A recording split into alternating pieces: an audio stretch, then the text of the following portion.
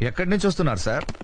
శివాలయంలో హరికథలు చెప్తున్నారంటే వెళ్ళి అదంత ఇంట్రెస్టింగ్ గా లేదని పక్క థియేటర్లో ప్రేమించుకున్నారు ఆ సినిమాకి వెళ్ళాను.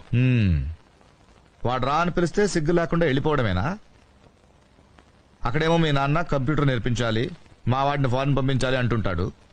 నువ్వు ఇక్కడ ప్రేమించుకుందాంరా, పారిపోదాంరా ఇలాంటి సినిమాలు చూస్తూ ఉంటూ. ఇంతకీ ఏమొచ్చు మనకి?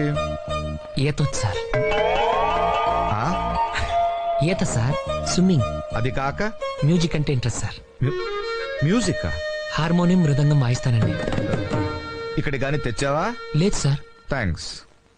ఇంకా ఆ, బొమ్మలేస్తానండి. ఎక్కడ? రోడ్ల మీద, బోర్డుల మీద? పేపర్ మీదండి. బ్రతకడానికి ఏం వచ్చు అని అడుగుతున్నాను. బిఏ చేశానండి.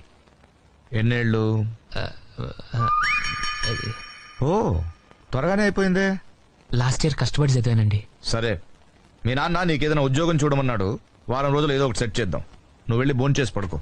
బంతి, హాయ్. ఇది నాకు రేపు మార్నింగ్ అవుట్ హౌస్ చూపించు. అవుట్ హౌస్ ఎందుకు సార్? బయట ఎక్కడైనా ఆ? అవుట్ హౌస్ సౌకర్యంగానే ఉంటుంది సార్.